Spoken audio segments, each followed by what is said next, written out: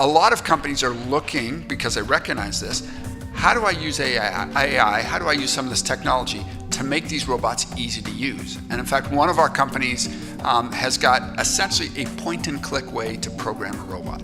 So if you take a worker and ask them, can they program a robot, they're probably going to say no. And then if you ask, can I look at your phone? How many apps do you have on your phone? If you can load that many apps on your phone, you can program these new robots. So we have to change our mindset. The robots will be a lot easier to be used, but there'll still be people that need to put them in place and work next to them to do some of the tasks that humans are just naturally better to do.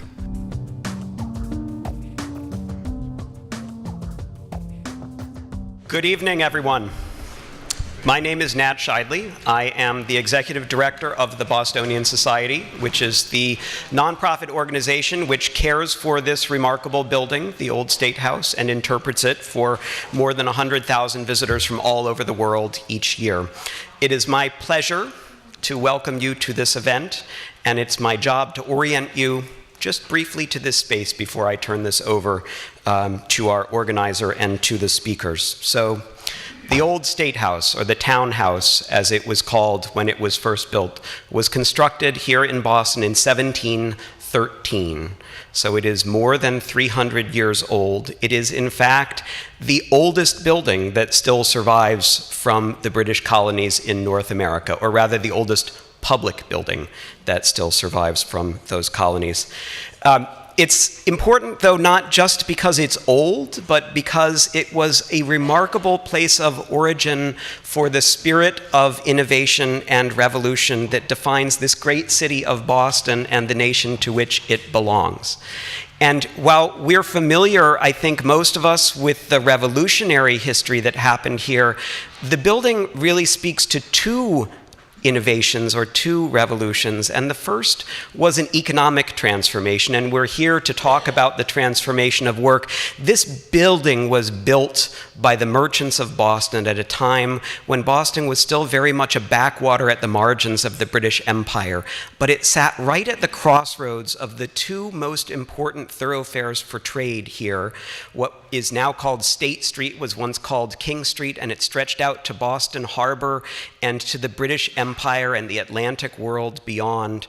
And on the other side of the building was Cornhill Street, which we now call Washington Street, which was the one road that would take you across the neck and connect what was almost an island of Boston at that time to all the towns in the hinterland. And the merchants believed that this town could become a remarkable place, an engine of change, of growth, of the British economy in a world that was just beginning to become globalized. So think of this as one birthplace of the very global world that we live in today. It was also a place of origin for this country's political revolution. So this was the place where the British government did its work. The royal governor met here, and so did the elected representatives of the towns of Massachusetts. And some of those folks, we know their names still today, Samuel Adams and John Hancock. What was debated in this room, this very room where we are today, about 250 years ago today, was so fundamental that we're still debating it today. The questions around who gets to have a voice, who speaks for me, how do I get to influence change in the world that we live in? Those questions resonated here 250 years ago, and they still resonate today. And the ferment around those questions helped to give birth to a spirit of innovation here in Boston and in the new United States, and helped to create that nation. So I think it's a very appropriate thing to convene this group here to talk together about a new set of innovations, a new revolution that's taking place in the world that we live in today. So I'm very pleased on behalf of the Bostonian Society and all of the sponsors of this event to welcome you here today. I also want to introduce Dr. Jim Tracy, who is the convener of this, the organizer of this remarkable panel that we have here tonight. He's the head of Rocky Hill School, He is the holder of many distinguished degrees, including a PhD from Stanford University, an MBA, and a Master's of Education in Higher Education Policy Planning and Administration from Boston University. He's also been a student at MIT Sloan and a fellow at Yale University, and he has been deeply engaged with these issues around technology and work for quite a long time. He is the co-founder of the Future of Work Institute. He is the founder of the Theology Technology Annual Global Summit. He's a founding member of the Future of Work Working Group at MassRobotics. He's an education advisor to Singularity University, a senior advisor to the board of Learn Launch, and an affiliate of the Berkman Center for Internet and Society at Harvard Law School. He has also been involved in public policy work around these issues and has advised a range of folks in the public sector, including Congressman Seth Moulton, on these issues around the future of work. So it's my very great pleasure to introduce Dr. Tracy to you this evening. Thank you, Dr. Scheidle. Rocky Hill School is very, very proud to be a founding sponsor of this event, Boston at the Crossroads. And the selection of that name was partly informed by what Nat was describing in terms of the location where you're sitting, but also certainly the historical crossroads at which we once again sit as Bostonians. Rocky Hill, which is an independent K-12 school on Narragansett Bay in Rhode Island, has launched a distinctive initiative, one in which we are committed to trying to actively and interactively engage with thought leaders looking at the work of the future. And an illustrious, august gathering of such thought leaders are with us tonight to our great good fortune. We are seeking to engage the vision that those people can promulgate for us of where work is going to be in the future and attempt to embed precisely the qualities of mind, pedagogies, and learning that will be optimal for students in K through 12 today to prepare for that world. And we're not just doing that for our students, though we certainly are very excited about the ways in which that is transforming the educational experience of Rocky Hill students. But we're also doing that with a very clear eye to do everything in terms of our innovation such that it is scalable and replicable to be adopted by any school in the country or around the world, and perhaps especially the least resourced schools. So it's designed to be a zero price point to be able to be adopted by other schools around the world. We're looking to be paradigmatic models.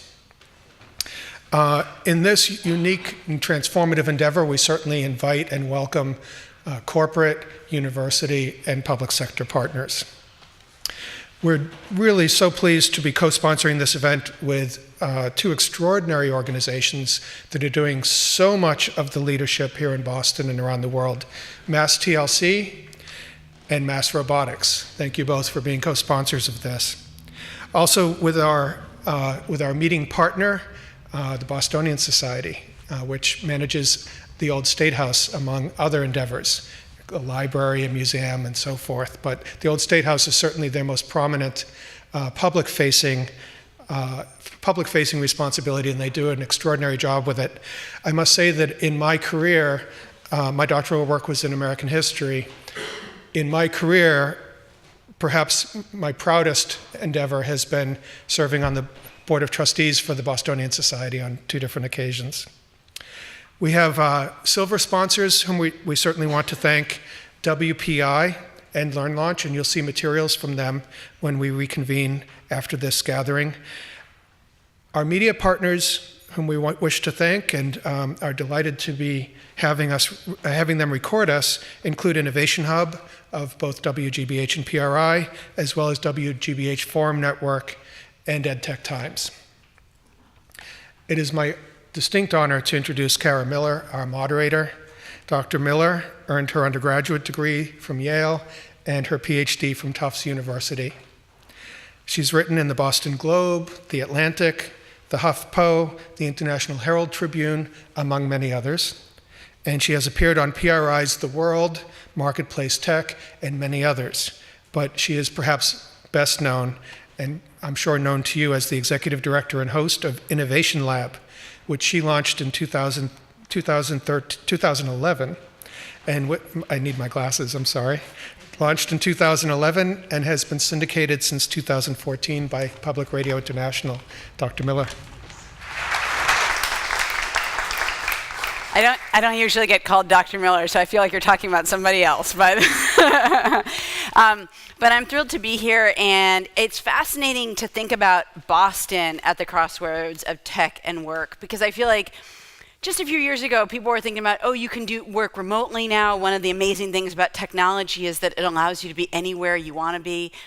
And really, since the rise of technology as part of our work, what we've seen is increasing concentration of talent and money in places like Boston, like New York, Silicon Valley, Los Angeles. So it's interesting because even though you can, of course, work remotely, nothing stops you from doing that in many, many jobs, people want to sort of rub up against people with new ideas. They want to bounce things off other people. They want to see people at coffee shops. And I mean, there's something about that sort of location. So it's really interesting to think about sort of where Boston sits here.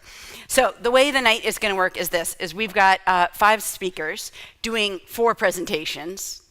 You'll see how that works. They're going to be in sort of 20-minute chunks. So in each chunk, the speaker will speak for 7-10 minutes, and then we'll open it up to Q&A. I'll ask some questions. You can ask questions.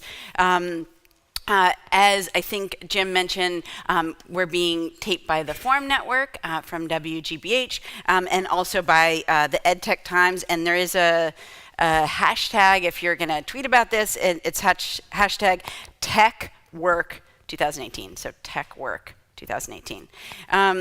Our first speaker is doing a ton of fascinating stuff, thinking about where work is going and what kind of work we'll be doing.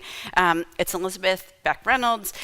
She is executive director of MIT's Industrial Performance Center, and she's also executive director of the MIT Task Force on the Work of the Future. So there could be no better person. Elizabeth, take it away.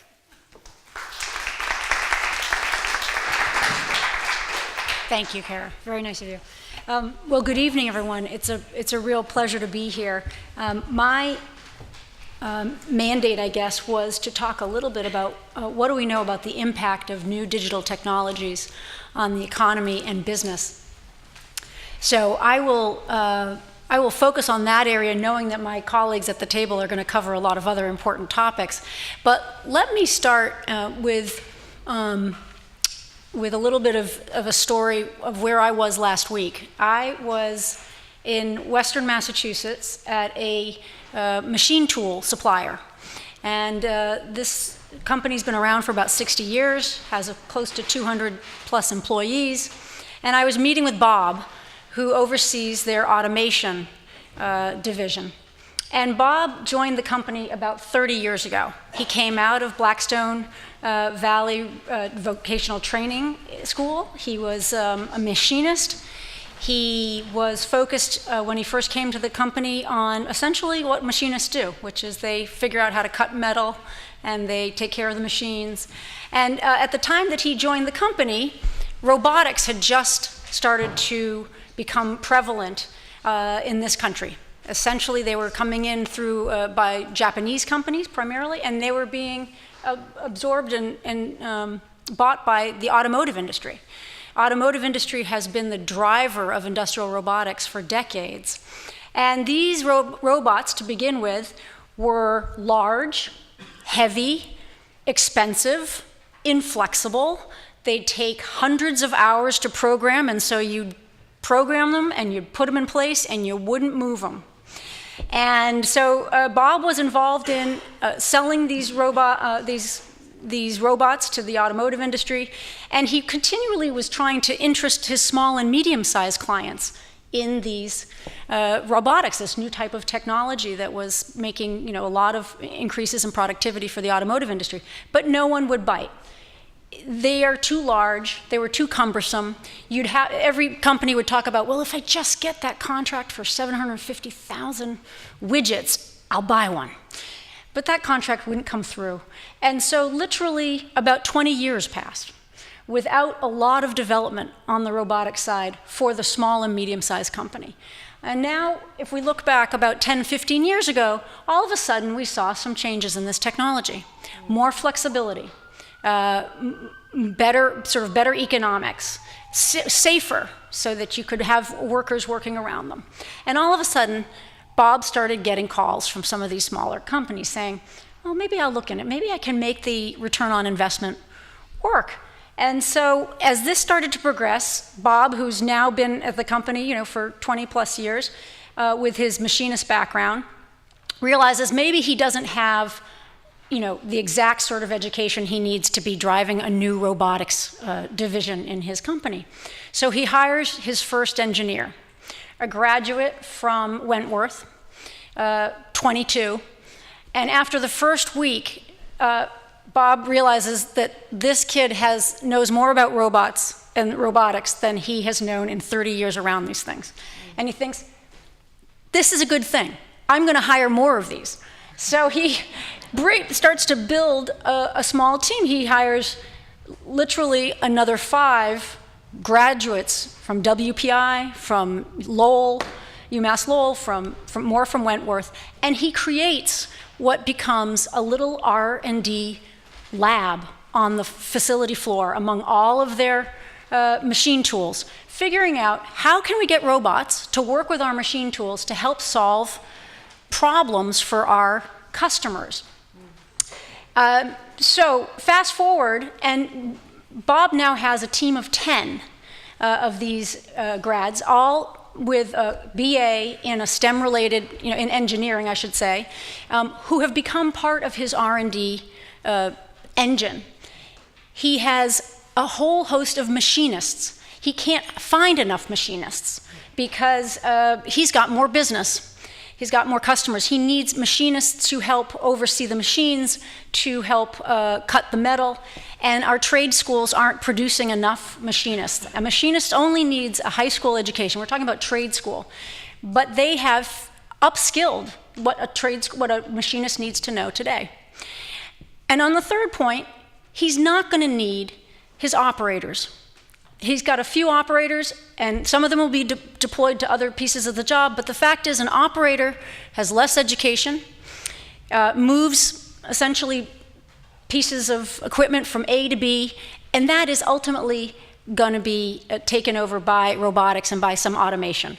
And while there's probably less of a chance that folks will be displaced, the fact of the matter is those jobs no longer are needed in his shop.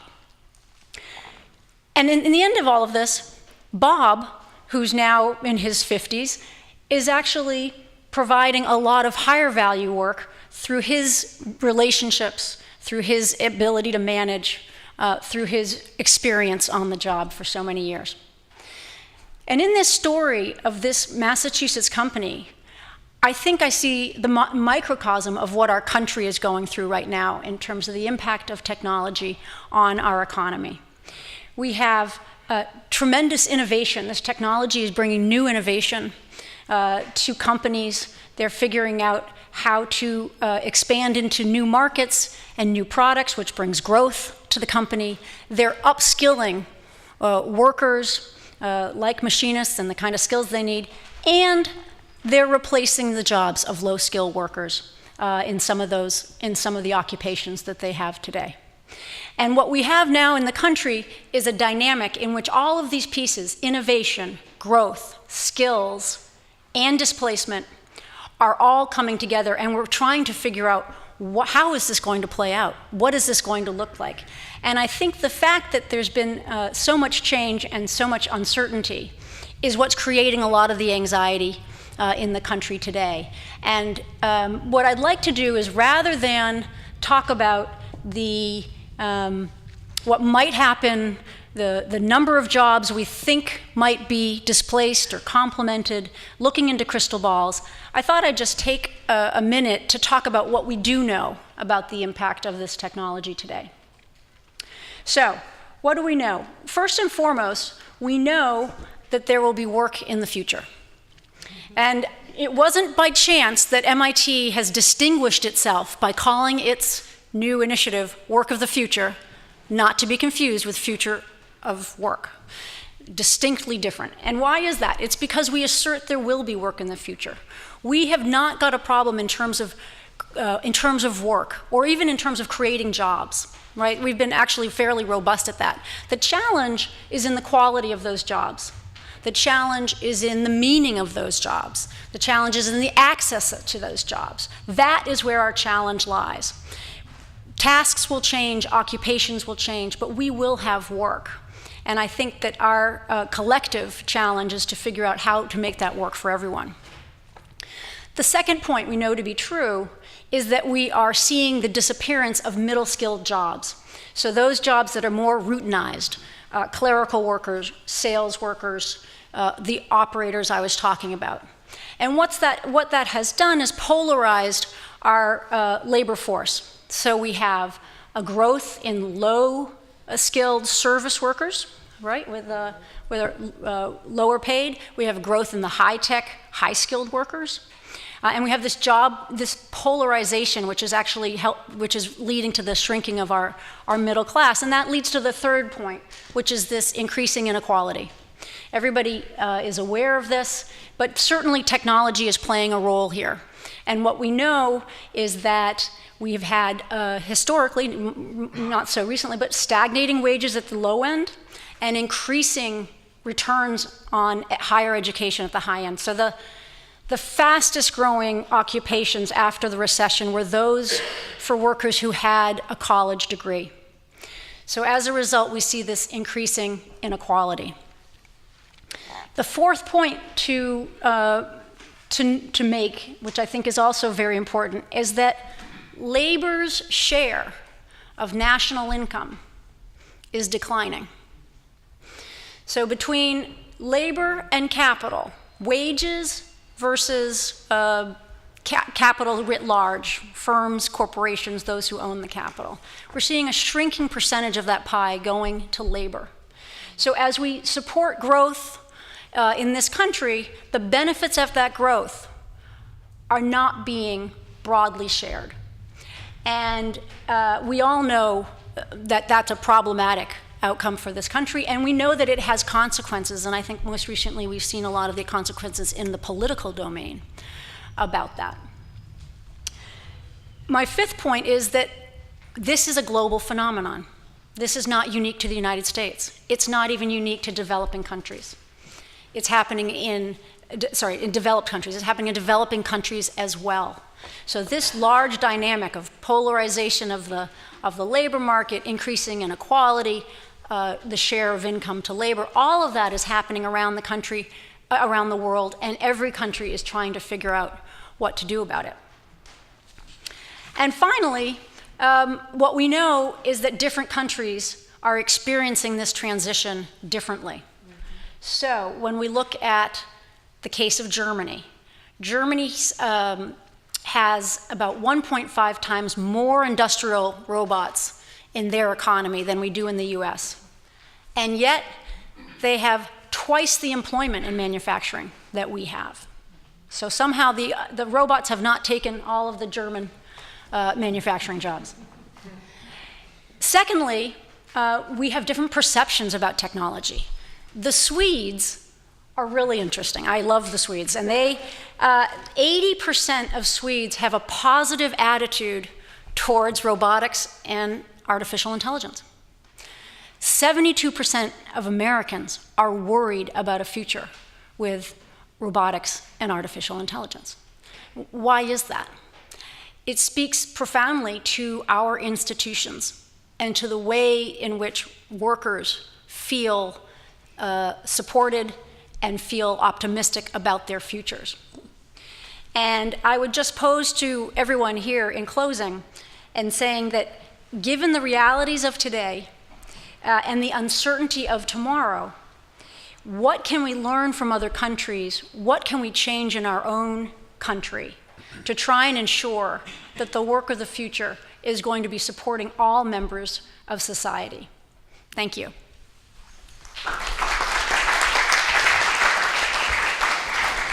So be thinking of your questions. While you're doing that, I'm going to ask a question. You brought up Germany at the end.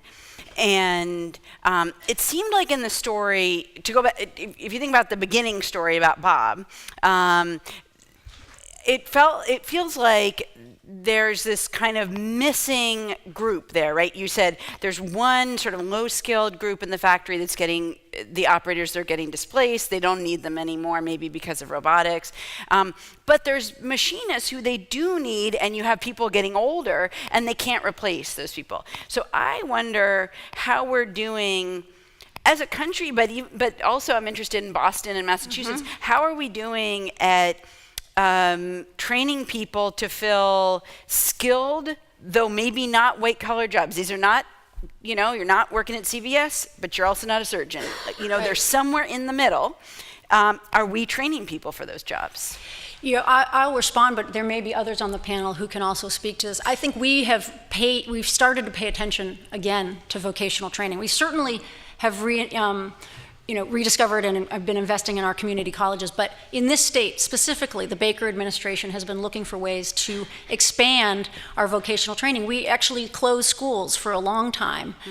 We've had limited numbers of seats, and what we realize is that we have a lot of demand, particularly in advanced manufacturing in this area, and what we're seeing is, I think, a challenge that others have written about, which is what really matters are skills. What are we teaching in terms of skills? Degrees are less important, right? But we have, often employers are very focused on the certificates and the degrees, and we have to find a way in which we can get these to match so that we have a lot of workers with great skills. We need to find a way to give them the certificates that get them into the jobs and into the workforce. But it's a really, it's critically important, particularly as we think about, as you said, this is not more than a high school education, but it's truly focused on trades and skills that that are demanded in the workplace. Do those jobs just sit vacant? Do people come from other states? Do people come from other countries? Are they getting filled? So they are not getting filled. I thought Pat Larkin here, he can speak to this. We've got a challenge. We've got a labor shortage for many of our manufacturers. So they can't expand because they're short of labor. It's also where you see an investment in automation. That's when you are short on labor, this is where technology steps in. And so that's also a part of the response, not only in this country, in this region, but in others, is to start to look at what can technology do to help when we can't find the workers we need. Is there a question or two out here? There's one over there. Oh. So the topic is Boston at the Crossroads. So my question would be, with all these advances, how does this get to the middle of the country? Because it's part of the polarization that we have. You mentioned Silicon Valley and Boston, but to have a country all working together, I think it needs to spread throughout. Yeah, good question. Yeah, I mean, yes, bravo.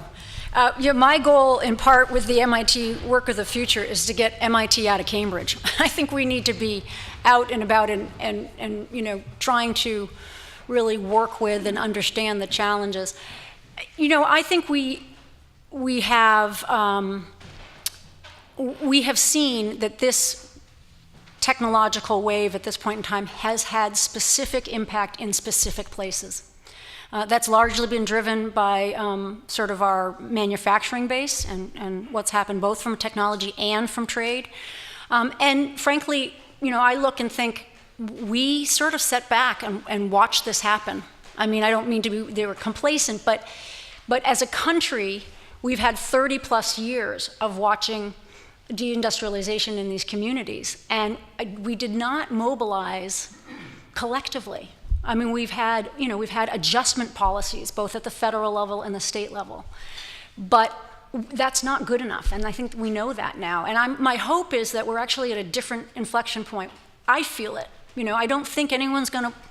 What happened in the last 30 years is really not going to be able to happen in the next 30 years. And so my hope is that we collectively are going to be looking for solutions. So, how that's done, state by state, region by region, et cetera, is unclear, but I feel like we've got at least a lot of will across the country to do something. We have time for one more quick question. If there's another one out here, there's one right there. And don't worry, there's more time for questions at the end with everybody, so if you have questions. Thank you. That was an excellent presentation. Thank you. I think you're absolutely right. We do have a long-term problem, which is education and this opening up of high-skilled jobs that we simply can't fill. And I think that becomes an education problem. But we also, and that problem exists today. I work in technology and I help companies that I work with hire, and it's incredibly difficult. Right. But I think we also have a more immediate problem, which is the immediate displacement of these low-skilled workers. They can't necessarily afford vocational training. They are focused on putting food on the table for their kids and their families. Where does the onus of responsibility lie for trying to retrain these workers or give them some potentially basic income to live the rest of their lives? Once you've been doing the same thing for 30, 40 years, it's really hard to learn a new skill. They might not necessarily be incapable, but it's very difficult and it takes time, and they don't necessarily have the ability to afford that time. So I'm curious to hear your thoughts on kind of more how we solve that immediate problem and where that responsibility lies. Is it in regulators to slow down that process? Is it in the companies producing the automation technology, the companies purchasing that technology? I'm curious to hear your thoughts. Thank you. Thanks. That is a great question, and I wish I had the answer. I completely agree. It is, what we know is that it's very hard to retrain workers, particularly older workers. They've done some, we've got decades of efforts, right, where these companies will give multiple years of training to retrain auto workers to be working in healthcare. A completely different skill set, a very challenging process. So I don't think, if you mentioned regulation of, and if you're speaking to regulating technology or the introduction of technology, that's actually something I don't think gets us where we need to be in the end. Maybe that's a surprise to hear from somebody at MIT, but I do feel like in the end what we have to do is focus on the worker and less on the technology. Meaning that's, the technology is a tool, and ultimately we should be working to shape that tool to our benefit and infuse it with our values. And that's, I think, something that we can actually accomplish. But right now, I would say we're lacking. Our social safety net is got terrible holes in it. And how much of this is technology and how much of this has been around for decades, right? Healthcare costs, the expense of education, the lack of social safety net for people who are in transition. So as it stands, I think that I guess my hope is that we see some combination of employers and I'm sort of I think the realistic point here is state government and ways in which we come up with new models for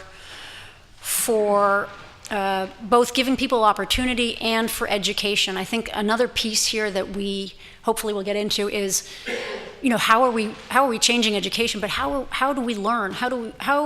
What's the cognitive process of learning with new technology? And I think that's a whole new area that's going to be important for that retrained worker or for the K through 12 crowd.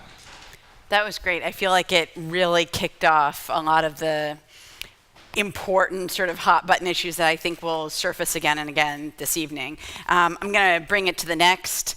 This is a team of presenters here. Tom Ryden is the executive director of MassRobotics, and with him is Daniel Theobald. You might see the little tiny head there on the robot. And Daniel, can you hear me? Yes. Okay. Long ago, when Innovation Hub was just starting out as a show, he was on a live show that we did at the Modern Theater in downtown Boston. Do you remember this? And you came out of a robot, I think, right? Yeah, we were talking about this very issue.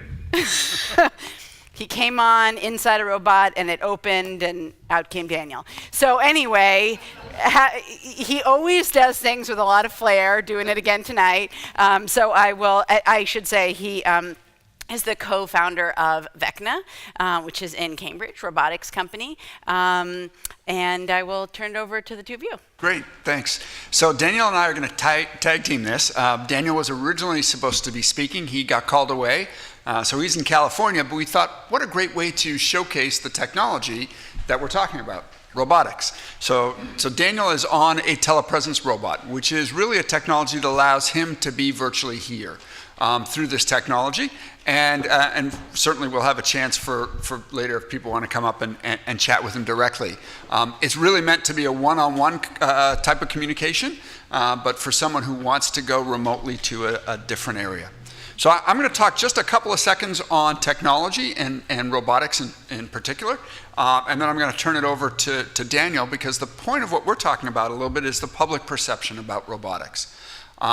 So I work at MassRobotics. MassRobotics supports the robotics industry in Massachusetts as a whole, and we specifically have 30 startups that we have at a shared workspace down in the Seaport. The number one question I get asked is, why do you support robots? Robots take jobs. And that's the perception, that this technology is coming and it's going to displace workers. So first of all, the companies that we support are a broad range. We have an agricultural company that is looking at automating ways you inspect fields to improve harvests. We have a company that's looking at medical robotics. We have a company that is doing all sorts of factory automation and technology to improve the way that people can manufacture things and bring jobs and technology and work back to the US. So we support a whole host of technology and companies, and this technology is moving incredibly rapidly. I think this, and that's why I'm very excited about this discussion, is because when this technology is deployed, which will probably be, you will all be using robots in some form or fashion. Many of you might have one in your home as a vacuum cleaner, but you will probably see them in your workplace, no matter what you do. How do we get prepared for that? And how do we get people to know that they need to adjust how both students are being taught, what they're being taught, and get workers ready to be able to use this technology? So I'm going to turn it over to Daniel and let Daniel speak a little bit about his experience. He is developing robots and being deployed mostly in many different areas, but especially in factory automation, logistics automation, which is a very, very growing section of robotics right here in Massachusetts. So Daniel. Yeah, thank you, Tom. Tom is being humble. He is actually the person who invented it that I'm using to visit with you today. And he has just been an amazing partner in MassRobotics and helping us to move this industry forward. As has already been mentioned, this is a very sensitive issue when you talk about jobs and people's ability to make a living. And there are no easy answers for sure. And I appreciate Liz's comments. What I want to do is just tell you a little story that gives you a bit of context. So I work for a company called Vecna. One of the things that makes Vecna unique is that from the beginning, 20 years ago, we have paid our employees to do community service, 10% of every work week. And I want to emphasize this theme of corporate responsibility and corporations getting involved with social issues. But for my community service, I felt like there was a real need to try and help to address this very issue. How is the world going to adapt to technology in a way that is a positive for the human race, not a negative? And this was probably a year or two before the event Kara mentioned at WGBH, and I actually met with a number of people in the state. I met with the Secretary of Labor and had a very interesting conversation about how technology is going to really start having a big impact on human performance and our ability to compete, and it's going to change the nature of jobs. As Liz pointed out, this is not a new phenomenon. All the way back to the beginning of human history, technology has been created by humans to improve efficiency, which has created prosperity, which allows us to focus on more important things. But during that conversation, the message I heard from the Secretary of Labor was, you know what, this is really important. I understand how this is going to be a really big issue. But here in government, we have a hard time seeing beyond the next election. And I appreciated the candor. It was a little bit frustrating. But what that made me realize is that this is not an issue that government alone is going to be able to solve. It's a large arc in society, and it's something that all of us need to work together on. So that, in many ways, began the genesis of this organization called MassRobotics. I felt like we needed an industry organization for the robotics industry that wasn't just focused on promoting robots and trying to help the robotics companies be successful, but was really focused on the bigger issues in society and how do we use automation and robotics to empower humanity, to elevate humanity, to solve problems around the world that we can make a lot of progress on by applying technology. It's easy to react to threats to a job if we perceive it that way and try and put our head in the sand. But as Liz pointed out, many countries in the world don't have that opinion, and it's probably an interesting topic for debate why the U.S. has a fear of technology and automation. The problem with that fear is that if it creates a drag on automation and robotics, what that means ultimately is that the U.S., the United States, will become less competitive in the global market. Our prosperity will decline, and ultimately we'll have fewer resources as a nation to do things like deal with this issue, take care of people, provide the social programs that we want to. So it's a complex issue, and it's easy to understand why people react this way. There was recently an article, some of you may have seen it, in Fortune magazine. It talked about FedEx scrapping plans to open a new plant, and it said, blame it on the robots.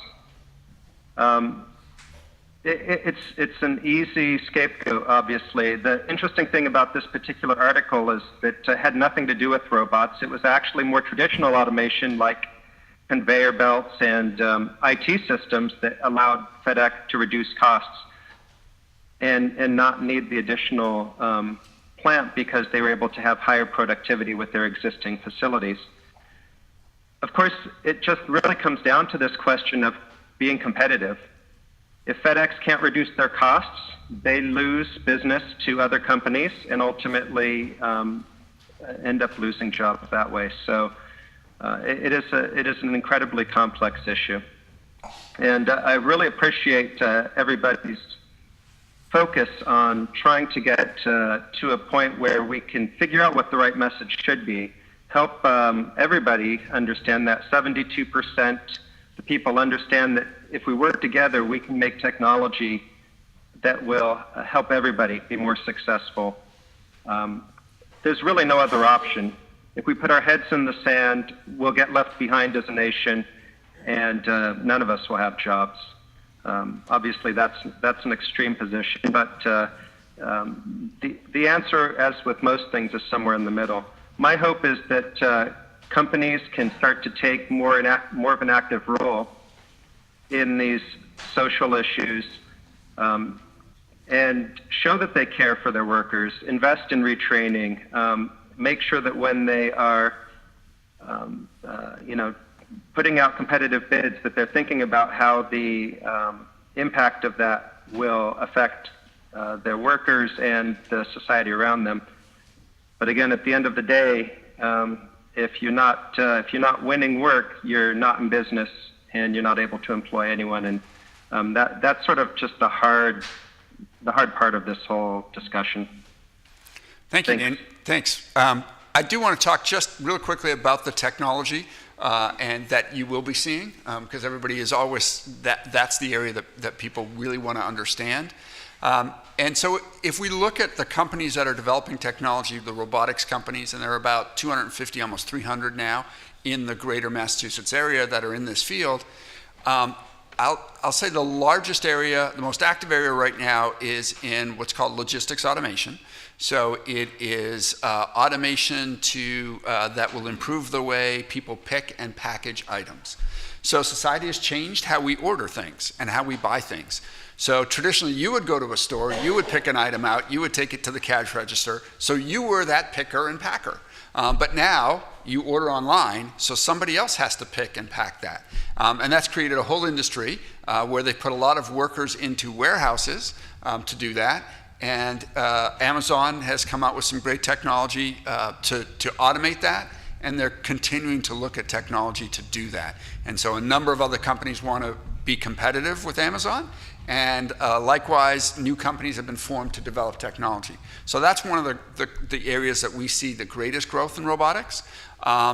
Second, we see it in factory automation, but not traditional automation. Companies have automated. If you look at the assembly line, that's been automated for a long time. What we see now is what are called collaborative robots, or robots that can work side by side humans. And the ability for this flexibility really is, it's allowing for what's called short-run manufacturing or mass customization. The ability to build very few items at a time, but yet do it automated. And that allows a great deal of flexibility that the public wants, but it also allows us to bring that capability back here. So rather than farming it out to maybe China or other countries, to do it here. One of the things that I think Liz mentioned is there's a big concern about these robots displacing both workers and then the capability of people to run them. A lot of companies are looking, because they recognize this, how do I use AI, how do I use some of this technology to make these robots easy to use? And in fact, one of our companies has got essentially a point-and-click way to program a robot. So if you take a worker and ask them, can they program a robot, they're probably going to say no. And then if you ask, can I look at your phone, how many apps do you have on your phone? If you can load that many apps on your phone, you can program these new robots. So we have to change our mindset. The robots will be a lot easier to be used, but there'll still be people that need to put them in place and work next to them to do some of the tasks that humans are just naturally better to do. I think the third area that we're going to see is in self-driving vehicles or autonomous mobile platforms. So cars is what most people are aware of, and there's a number of companies locally here that are doing that work, and we're going to continue to see that. The reaction that we have to that technology is going to be really important, and how do we adopt and accept that technology? I think the technology is going to be developing faster than our ability to process how we deploy it within our society. I think many people are aware that unfortunately a woman was killed by a self-driving vehicle about a week ago on Sunday, and that's unfortunate. And I think that the mayor of Boston took an appropriate step in stopping testing to understand what happened and ensure that that won't happen here locally. And just today, I believe, either today or yesterday, reinstated testing or renewed testing. So there are a few companies here in Boston that do test self-driving vehicles, and that will be started. But Boston really looked at what are our processes in place, what are the safeties that we have, how are we doing this to make sure that we can eliminate as much of that potential as possible. But the reality is there are going to be more accidents. This is not a foolproof technology. But the way the public perceives it and how they react to these type of things is going to be important, and we're going to have to continue the dialogue to make sure that this technology continues, whether it's self-driving vehicles, whether it's factory automation, whether it's robotics in hospitals, wherever that technology goes, that it continues to be developed and deployed. That's great. I want to take a question from out here. Let me start with one that both of you talked about other countries and the competition. Talent is so mobile. Companies are pretty mobile. They could go anywhere. Do you worry that already restrictions on technology here, that it's driving talent or technology to really be developed in other countries in such a way? People have certainly talked about China being a real leader in AI, but in such a way that we are on the path to potentially not being a leader in one or multiple areas? Yeah, I don't even think it's restrictions, it's investment. Investment. So if you look at China, China's a great example. China has decided that robotics is a very important part of their society. And they are making huge investments, especially in factory automation. And people would wonder, why would they do that? They're going to displace a lot of their workers. Right. What they realize is the world is going to adopt this technology, and if they don't, they will get left behind. And then all this infrastructure that they built, all these factories that they built, will be empty because they will move to the next country that has a lower cost. So they need to remain competitive, and they've decided that robotics can help them do that. They're investing heavily. If we don't make that same investment, we're just going to get left behind. Yeah. Go ahead. Well, I was just going to say, by some people's estimations, China is out investing us in robotics and AI by 1,000 to 1. Wow. Let's even say it's just 10 to 1, right? And it's going to be very hard for us to remain competitive. And unfortunately, this is one of those issues that is sort of a winner-take-all. Yeah, it's interesting. I talked to an author named Irene Yuan Sun who has looked at factories in China, and she said they are eager to automate things because of a one-child policy, which has left them wondering where the manufacturing is, who's going to do it, and they just think, they're like the inverse of us. Let's automate everything we possibly can, which would just be like anathema if a politician were to say that here. Are there questions out here for Daniel or Tom? Thank you. Jim Gerard from WPI. As I'm listening to the panel, it seems like there's a very strong focus on hardware products. And I believe that there's an equal amount of opportunity and probably more in the service providing in software or in general service products. And I was wondering if you could talk a little bit about the opportunities there to automate, say, banking and insurance and all of these other service providers alongside just making widgets. That's a great question. We tend to focus a little bit more on the hardware because we believe that is a harder thing for startups to do. It's a little bit easier for them to get into the software. But absolutely, robotic process automation is going to be a huge impact in some of the industries you talked about. So for those who don't know, RPA is a technology that allows the automation of very rote jobs in the financial insurance agent. So like maybe a claims processor, this technology will automatically scan reports, make estimations of whether the information is correct, properly distribute that information, and really make some decisions, things that traditionally humans have been doing. And that it's a growing field, and it will definitely impact the areas here. Unfortunately, it's not something we get too involved in. This is Greg. I'm going to talk about that in about 20 minutes. So stay tuned. It's a tease of what's to come. Exactly. So I'm going to jump. Daniel, did you have anything you wanted to say? Well, it sounds like it's going to be talked about extensively, so I'll hold my tongue. Okay. So I'm going to, that was great, and I think it's really interesting as we sort of put all these perspectives together, and we'll get a chance to synthesize with everybody in just a few minutes. But let me go next to Kathleen Kennedy. She's the Director of Special Projects at MIT, and she's really looked at how you bring together technology and people and what that combination looks like. And Kathleen, I'll hand it over to you. Thanks so much. So I'm actually going to talk about hardware and software and digital. So bridging the hard to the soft.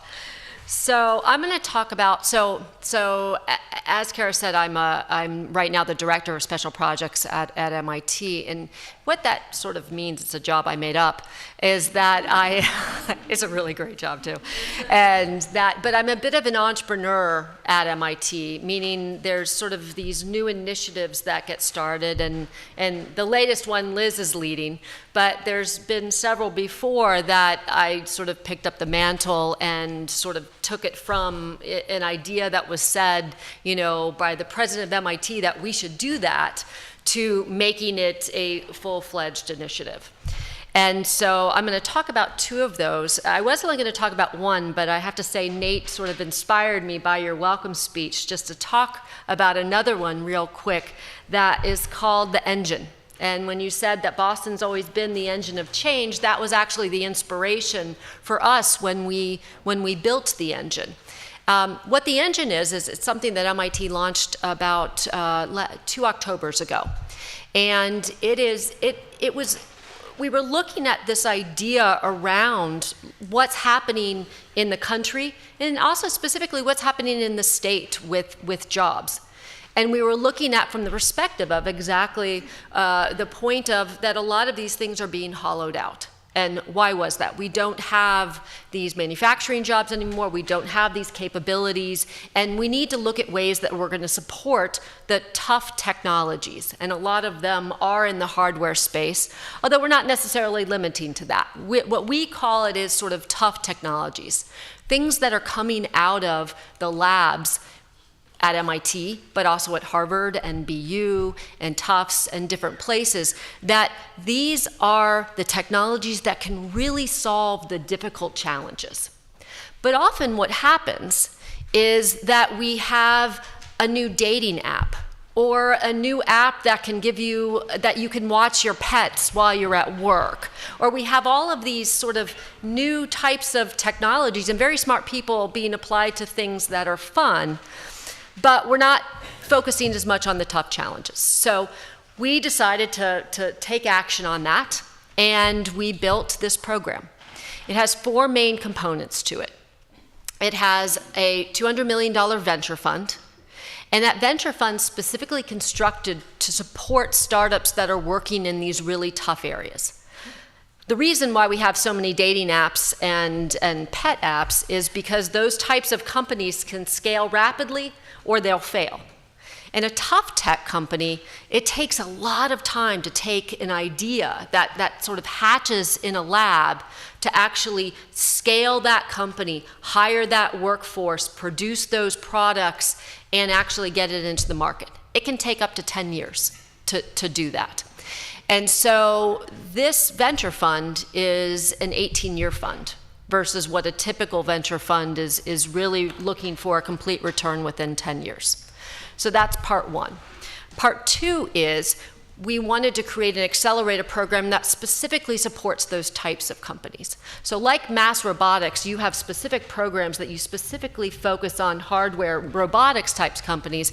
We are creating an accelerator program that will help scientists learn how to be entrepreneurs and learn how to build companies, because they've often been in school their whole lives and are focused, their currency is publishing and their PhDs, and understanding how to actually build a company and what their new currencies are. So we've created a platform for that. But that wasn't enough. We also understood that these types of companies need different types of tools. Like, it's not just 3 guys in a laptop, in some garage somewhere building something, but they actually need access to different hardware type things.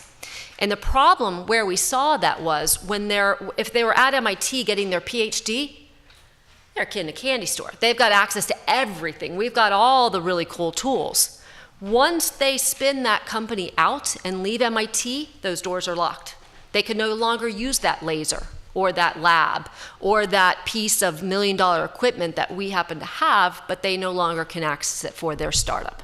So we've created a program where, at the engine space, we have a lot of hardware tools that they need, but then we also went across MIT first, and we started with the labs. We actually went to MassRobotics, and we said, hey, what do you got?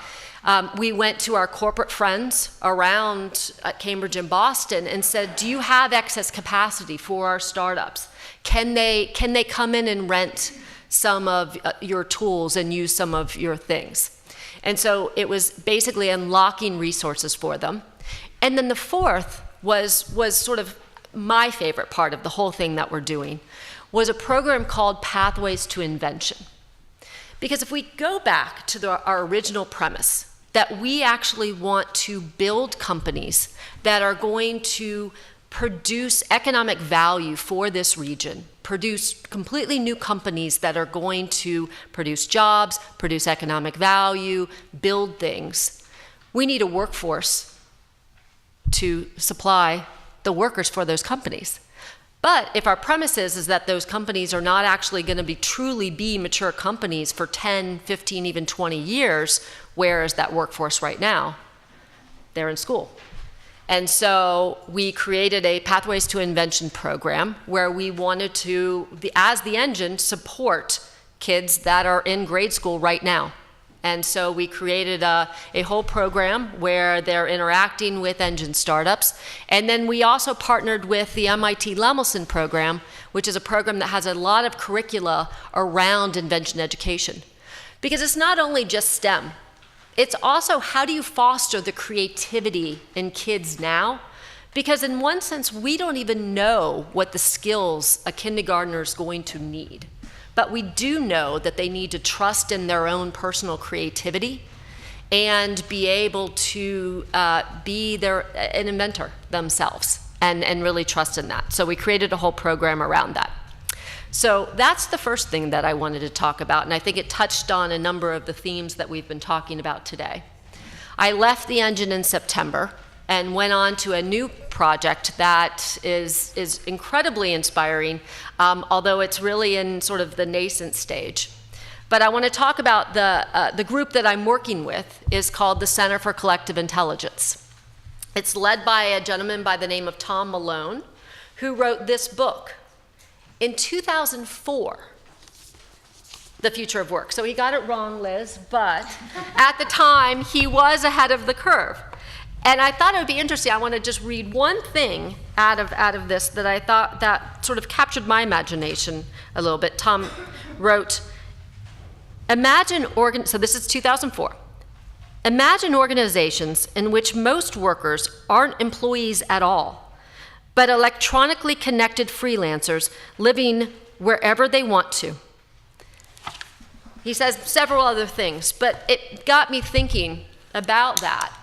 That was 2004. 2005, Mechanical Turk, Amazon developed that. 2008, TaskRabbit, built here in Boston, basically electronically connecting workers to jobs. Uber, not until 2009. So 5 years later, thinking about this whole emergence of the gig economy and these things of thinking about people as freelancers. And we're still really at the beginning of that and where that's going. Fast forward, so Tom, very much a thought leader and ahead of his time, his new book is called Superminds. And the other thing, we didn't have iPads back in 2004, but we now have Superminds, which is his latest book. And this is around basically the power of people and machines together and focusing on collective intelligence. Now, collective intelligence is the idea of that people in groups together, acting together, can be more intelligent than individuals themselves. And this is something that's, collective intelligence has been around forever, because if you think about it, throughout human history, it's been groups of people working together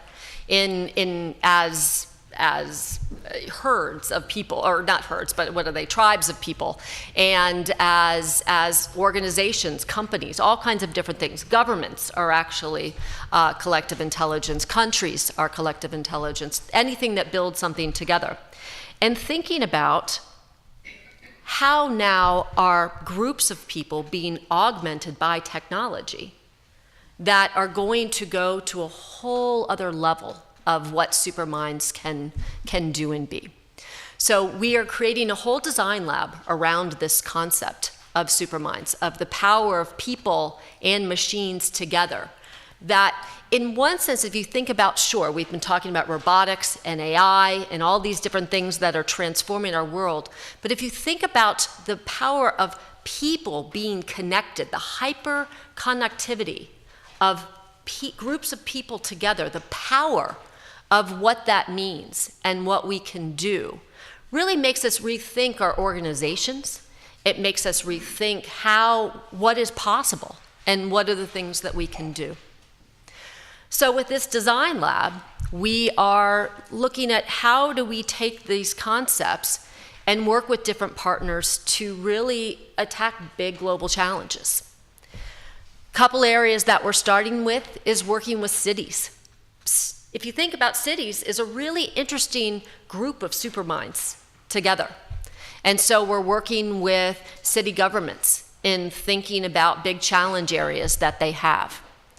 We're working with big companies in thinking about how do they need to completely restructure the way that they work so they don't become obsolete, so that they are able to sort of weather what is next. And how do they need to structure and interact with and empower their employees? How can they build new tools? How do they need to create, and rather than a hierarchical system, how do you actually allow employees to interact in new and interesting ways? Medicine is a really interesting area where collective intelligence is having a big impact. There's a number of collective intelligence groups. My favorite one is one that's called Human DX. Check it out. It is groups of doctors that are coming together and thinking that the idea, if you think about it, now I'm married to a doctor, so I can say this, that really they're just highly trained people that can recognize patterns. They you come in, you present to them, they sort of go through the mental, exercise of thinking about what are the patterns, what could that be, and they have a number of resources that they tap. This is a collective intelligence platform that is a combination of machine learning and data, basically, and then doctors looking at this type of pattern recognition and thinking about how do we treat patients in much better ways. So if you think about that type of thing, the collective intelligence of data and people together, we can solve big challenges in new and really interesting ways. So with that, I just wanted to give you sort of some food for thought on those two different types of things, and that just sort of adding that into the stew of this interesting conversation that we're having. That's great. Thank you so much. I think it's interesting. I think this sort of people plus machine thing, I mean, you're looking at as the future, and I think it really, we kind of think about it as an either or right now, right. But we're not probably headed down the either, yeah. So it's interesting that you talked about medicine. The chess player, Garry Kasparov, has a new book, and he talks about how, I believe I'm getting it right here, that he'd rather have, so there's a lot of computers plus people who play chess online. Mm-hmm. And he said he'd rather have a pretty good chess player and a really good computer program, but the pretty good chess player really understands how to work with the computer, yeah, versus a really good chess player and a good computer program, because the really good chess player, this is what he says, will think they're better than the computer program. And they won't understand when to listen, to the computer and when not to. And he says the same thing about doctors, actually. Yeah. So I wonder if you feel like this is a balance you have to get right, where the human has to understand what the capability, where they can't possibly match the computer. It really is, and I think that it's a generational thing, and that we're starting to see that, where you have very senior doctors that really had no technology in their training whatsoever, and this is anecdotal, not necessarily a scientific answer, but just through experience and then stories that I've heard, they're really not embracing these types of things. Where you have sort of the up-and-coming doctors right now and the fellows right now, they've had technology throughout their whole training, that they're embracing a lot more, and that they're much more open to that type of thing, because when they were trained, it wasn't just books that they read, but that in fact they actually already use digital tools. So they're very comfortable with that. And if you think about doctors, I learned this in a home renovation project where doctors, as I said, my husband's a doctor, every decision for them is life or death. when we were choosing the doorknobs, he had to actually see every doorknob that was an option and actually go and feel them and go to different stores to feel them. Where I went online and I said, here's 4, this sort of fits my criteria and it looks pretty good, let's go for it. And he said, have you been to all the stores to feel the doorknobs? And I said, no. So I think... He was right. Just checking. So I think that with doctors, they're held to a much higher criteria on decisions. And so they're more comfortable with the way that they were trained on how they make those decisions. So it's understandable that it's harder for them to adapt. Right, and it takes a while. Are there questions out here? Any questions out here? Okay, so we can move to the last presentation and then we'll have a chance to sort of, to put all these topics together and you can ask anybody you want a question. And the last one I think is a good uniter of everything. Gregg Topo is a senior editor for Inside Higher Ed, but he's also written and is writing about robotics and how all of this is going to automation, how it's changing, how kids need to be educated. And it does feel like at the core of every discussion with a CEO, the end of it is really about education, because that's, when you're thinking about the future, when you're thinking about planning for the workforce of 10 or 20 years down the line, that's really in the end what you're always talking about is education. So take it away. Thanks. Very low expectations here, I guess. Bring it home.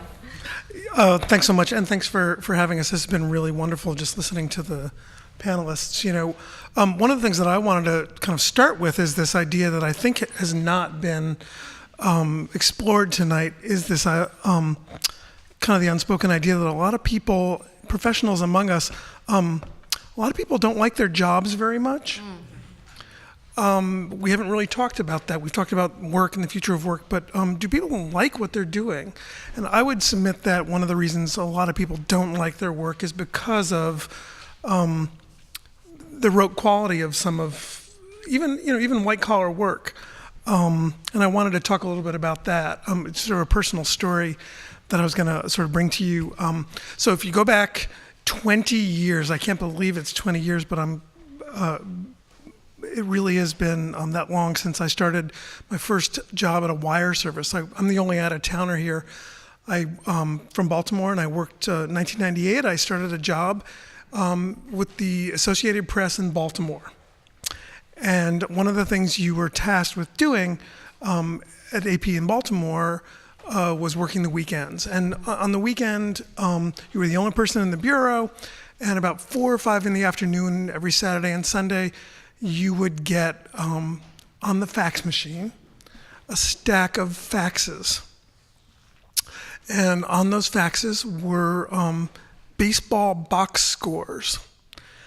And what you had to do as the sole employee of the AP in Baltimore every weekend was stare at the box score and write a story. And you had to, basically, say, okay, let's see. Jim Tracy hit a double in the bottom of the 9th to lead the Delmarva Shorebirds to a 9-5 victory over the Bowie Bay Sox. And it was their 4th victory in a row, and the 2nd time this season that these two teams met. They will meet again next Wednesday. Right. Okay. So you would have to write this little 4-paragraph sort of obligatory story, and I had to do about 3 or 4 of them every weekend. And it was kind of excruciating. It was terrible. So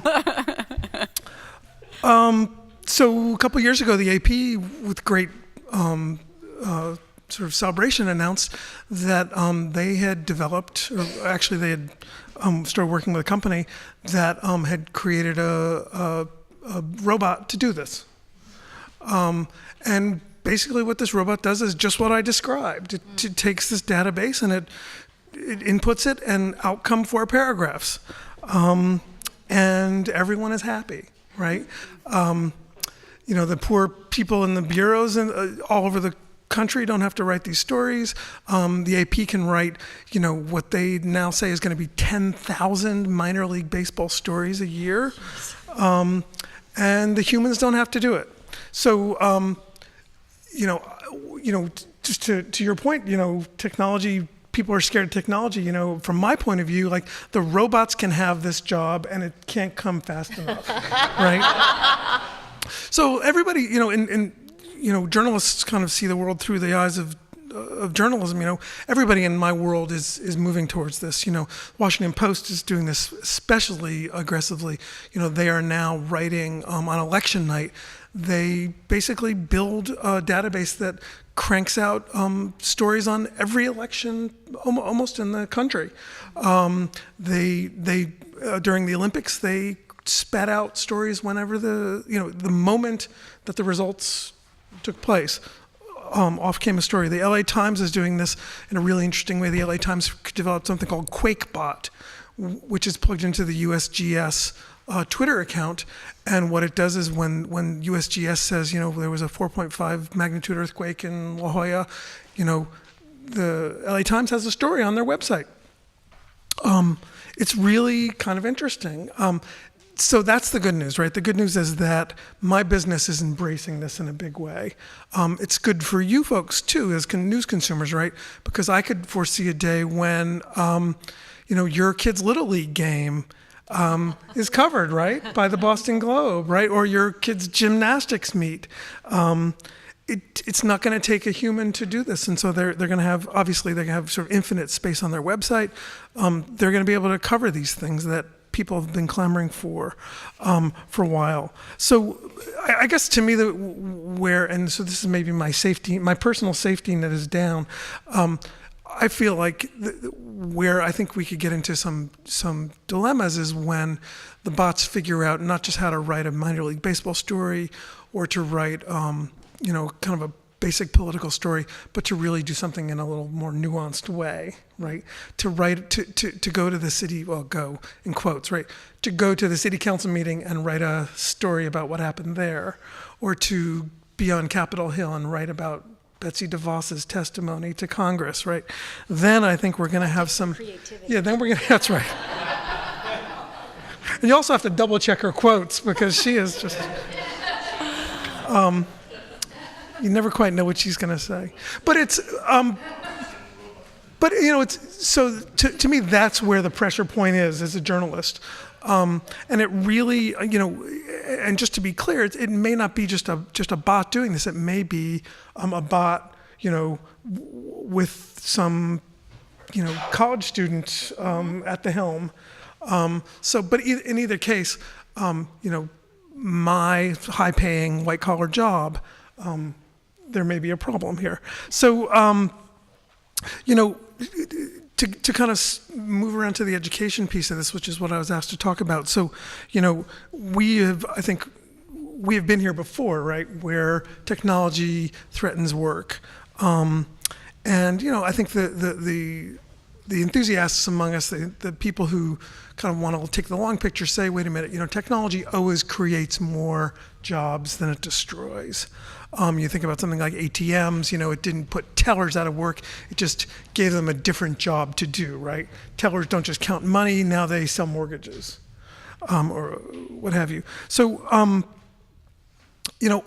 I feel like we can kind of be positive about this, we can be very, we can look toward the future with, I think, a real sense of optimism if we do a couple of things. And it's interesting because as I've been thinking about what I'm going to say, like all the panelists have been saying it in one form or another, and so I guess I feel like I'm not really an outlier. I feel great about this. So the first point I want to make is don't bet against technology, right? Even if it isn't so good today, it's going to be quite remarkable tomorrow. And obviously, the robotics field is an example of this. 2 or 3 years ago, we were laughing at these poor robots that were sort of falling down, trying to climb steps, and now they're doing backflips and opening doors, right? Somebody had a great quote that said, IBM's Watson is the only computer that's worth more used than new, which I thought was a great way to put it. And so I think the other thing to consider is how compressed our timeline has become. And this I think might be one of the most important pieces of this of all. So, the Industrial Revolution kind of played out over 150 years. The technological, the new tech revolution played out over 50 years. Well, I think this thing we're all kind of fretting about now is going to play out over 20 or 30 years. So, we had a long time to think about this, and we don't have that much time to think about sort of what's going to come next. The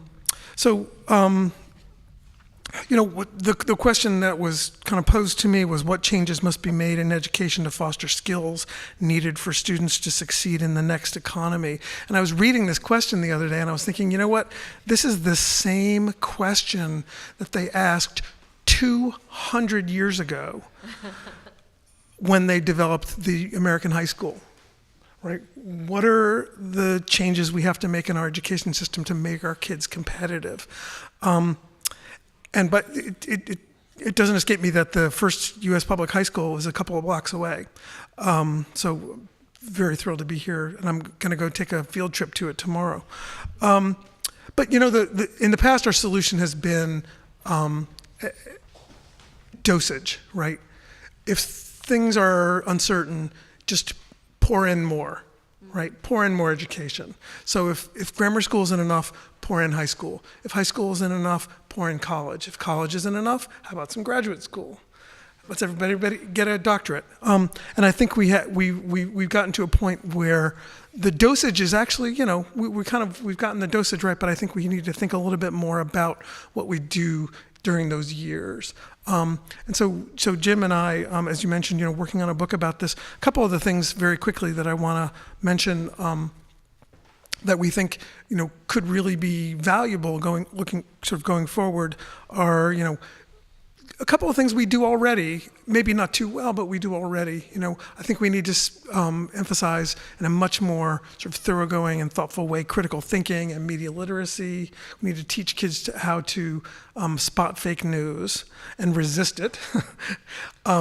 Public speaking, I think, is a really, really important thing. We just saw last weekend the power of really good public speaking from the kids at Parkland, right? We just saw how amazingly moving it can be with these 16-year-olds, 15-year-olds. Really remarkable. Iterating continually, we can talk a little bit more about that. Crowdsourcing challenges in my own world, the journalism world, David Farenthold at the Washington Post just won a Pulitzer last year for crowdsourcing his reporting on the Trump campaign. One of the things he did, he asked his readers, what don't I know that you know? Help me out here.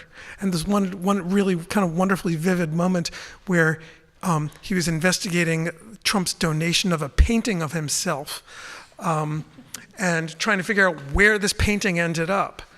Because if it didn't end up at the charity to which he said he donated it, that was a campaign violation. So he said, okay, first of all, we need to find a picture of this painting, and second of all, we need to find out where it is. And his readers obliged. One woman went through thousands of pictures on, I can't, it was Yelp or some online like restaurant review site, and found the painting. And she said, I think it's in this sports bar somewhere in Florida. I think it might have actually been at Mar-a-Lago. And so so then he said, okay, is there someone who can go find it and confirm that this is where it is? And someone did that, and they established this sort of group reporting, to your point, collective intelligence. They found this painting out of nowhere. And to me, I think the most important piece, and this is kind of can take all night on its own, is sort of understanding the nature of being human and understanding sort of what makes us different from these really smart, really capable, really kind of amazing machines. And I heard somebody the other day describe it as, let's not focus too much on what machines can't do, but let's focus on what we'd rather not have the machines do. Anyway, I'm over my time, so I'll leave it there, but lots to talk great. about. Let me ask you one question, then we'll open it up to everybody. Do you feel like whether it's training mid-skill people like machinists or training people to not do the kind of maybe rote stuff that was better and more important during the Industrial Revolution when you were literally training people to work in factories, so it kind of made sense to train people to take orders and pay attention and do the same thing over and over. Do you think that the things that like CEOs and companies need, that they're saying, we have jobs open in XYZ area, is that filtering down, do you think, to like K through 12 and changing the nature of education? I mean, the only place that I see it filtering down is in the community college space. I think community colleges are really, really kind of the untold story in this, and sort of the place that's responding most directly to that need. But K through 12, not as much. I don't see it in any real systematic way. Okay. Yeah. Are there questions out here about education? There's one It's a right broad there. question.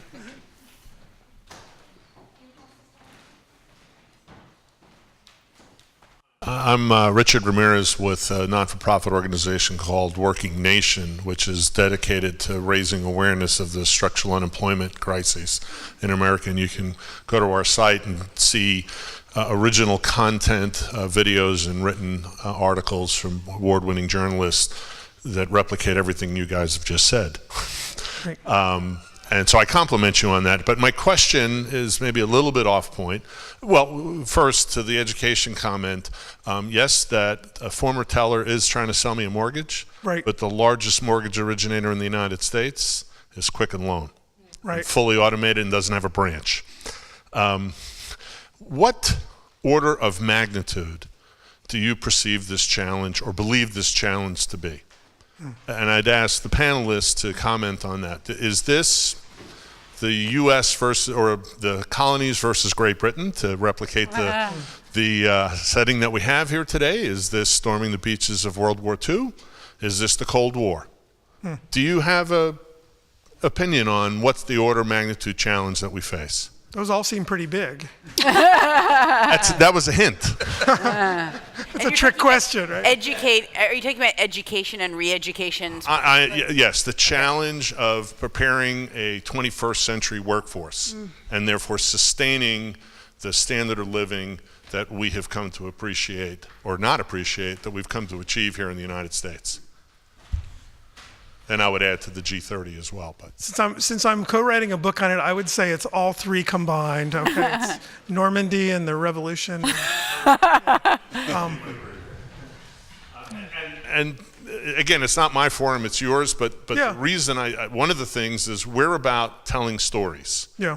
And we're trying desperately not to scare the living bejesus out of people. Our theory of change is adaptable lifelong learning is the only solution. We're not going to stop technology. We're not going to stop the wage arbitration that drives globalization. We're not going to overcome the demography challenge in the next, take you multiple generations to solve the geography problem. And only altering the preparedness of the workforce and the adaptability of the future worker is how we're going to beat this. So it's interesting because, I think families get it. I've got two daughters and they're both in their 20s. I get it. I think they get it. They understand the importance of this and the really how kind of important it is to think sort of differently about this. I don't think our institutions necessarily get it. Has produced a survey multiple times now, released again last year, that says about 93% of CEOs in America feel that their college graduates and new employees are not prepared for work, and 91% of college provosts believe that they're excellently prepared. Like I said, our institutions. That matches up. Our institutions. And roughly 50% of people with baccalaureate degrees in the United States today are underemployed. That is, they're working at a job that doesn't require a baccalaureate degree. And you're spot on about community colleges. They are doing remarkable things across the country in terms of innovating and aligning with employers. And it's interesting because I mean, just think about the talk about Nielsen. If you look at the public perception of higher ed, if you went back 10, 20 years, community college was down here and four-year higher ed was up here. Now it's totally reversed. people absolutely do not trust four-year college, but community college is just like hit the sweet spot. And I think it's through this kind of very intentional thinking about this stuff. Let me pose a question to Daniel, but anybody can really answer it. You know, we've talked about, this is a pretty sort of tech-heavy panel. This is a tech-heavy area. We've talked about how, in some ways, automation and robotics, it's inevitable. And the question is, are you going to lead? Or are you going to follow? But one of the things that's implicit when we talk about like if somebody is displaced and we retrain them, we're implicitly saying, oh, well, there's a 1-for-1. Like, we can take that person out of their bank teller job, retrain them into some better job that actually exists, and put them there. Daniel, I wonder if you do worry about, that there might be fewer jobs in a not that it can't be dealt with, but that there might be future jobs when some of this new technology comes in.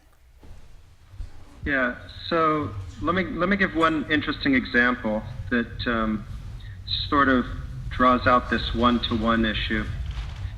For those who have been around a while, you might remember how telephones used to work. It used to be that you'd pick up the phone, it would beep at an operator station. The operator would get on the phone by plugging in a wire and say, "Who would you like to talk to?" You'd tell them, and then they'd take that wire and plug it into the right socket. So the switchboard operator used to be a very common job. There were thousands and thousands of people who were switchboard operators. But of course, along came electronic switching circuits, and that job went away.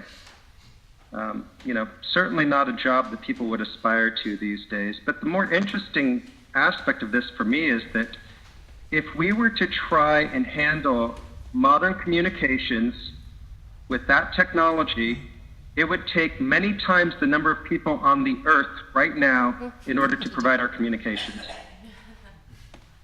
And so it kind of draws out this false dichotomy, this one-to-one idea of a robot comes in and it takes a job and now there's one fewer jobs. Because that automated switch technology, had that not been developed, we wouldn't have all these great dating apps and Uber and stuff like that. None of that would exist.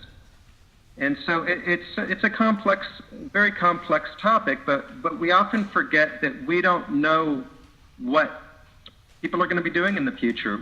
We wouldn't have guessed. Think about it. 20 years ago, the idea that I was going to walk into a Starbucks and order a coffee on a computer, that somebody was going to use a computer to order my coffee, it makes absolutely no sense 20 years ago, right? Because computers were things that were used by NASA and the government and top secret organizations, but now they're everywhere. So technology changes everything, and my fundamental belief is that the technology is used to create prosperity, which ultimately creates the opportunity for us to have jobs. It creates the opportunity for us to take care of each other. It's not necessarily for granted that that's going to happen, and I think that's why we're talking about it, because we need to proactively make sure that that prosperity that is created by technology is applied to bettering life for everybody on this planet. Kathleen, did you want to add something? I do, because I think that we have a lot of people in this room right now that are debating sort of what are our children going to be doing. And there's a lot of anxiety that we have right now because we're seeing this disruption happen really rapidly, and we're seeing all of this change happen, and we don't know what it's going to be. But I think we're also, what I transition, but in fact a lot of things will settle out. And so I'm curious, maybe just a raise of hands of the younger people in the room. Are you worried, or do you feel that you're being well prepared for work? Does somebody maybe want to talk? Who's, yeah. I'm Esteban Wu. I'm a junior at Rocky Hill School. Frankly, I'm not worried. That's what I thought you'd say. Next year you're going to be a senior. It's a glide path. as part of this generation, I've grown up with technology. I'm really comfortable with using my phone, a computer, something that not a lot of the older generations have had experience with. But when I'm thinking about my future, what type of job I want to take, I do get a little bit curious as to, you know, maybe there's a job out there that I don't even know about. I guess I'm learning the skills for it, or maybe I'm not learning the skills for it. I'm not sure. But I know that I have a background situated in technology, so I can always adapt and kind of figure that out. I'm not sure about the others, like Peter, do you want to say something about that? Puts his friend on the spot. But I think, especially what we're doing at Rocky Hill School, and most high schools incorporating technology into just how we're even getting our homework nowadays. It's all online. We don't use planners anymore. It's really comfortable. Are there other people who want to comment? I mean, I think one thing is it's pretty clear, you know, that the technology of 1985 was not the technology of 2015, and it's hard to imagine that the technology of 2015 will be the technology of 2045, which is the same, you know, so even learning the most cutting edge things today, it seems likely that you'll have to learn a whole bunch of new stuff in 20 years anyway, right? I think there was a comment, right, a couple of comments over there, so first in the front and then in the back. I think, Kathleen, I think all these young people are on their dating apps as they're sitting here. They're quite comfortable. So yeah, I think I'm Joe. I work with the United Way on our BOSSEM initiative, so I'm more on the education side and getting kids educated. And I think that's not really the concern I personally have, and it's interesting being in this building, the Declaration of Independence is downstairs, and really what that was outlining, right, is, you know, Britain is being unfair. They're being, you know, not nice to us. And I think the issue that we're not talking about is absent from this conversation is where's the ethics? And I don't mean ethics in terms of, you know, the workforce going away. It's the ethics of how are we programming these robots to take ethics into account, to not sort of reflect the weaknesses of the human condition that we all suffer from, to take into account the lack of diversity and all these other issues that we're dealing with in this tumultuous political time. And so I want to ask the panel, each of you, how are you contributing to the ethical advancement of robotics in the future so that we're not facing the same issues on maybe an accelerated level with robots, you know, taking over the world? Yeah, I was just going to say. Do you mind if I take a quick comment on that? Go ahead, Daniel. Yeah, so it's really interesting to think about the ethical side of things. And, you know, I've seen a number of stories about researchers who are working to try and teach robots right and wrong. And this brings up a bigger issue that often comes up, and it's the, you know, is AI or robots going to take over the world and dominate humanity? And I would like to just say concretely that not going to happen in the next century. When people get worried about those kind of things, it's because of Hollywood, and they don't understand that what AI is today is essentially pattern matching. It can look at a picture, maybe tell you what it is. It is a machine. It's a bunch of numbers going through an algorithm. There's no sentience. There's no idea of even existing.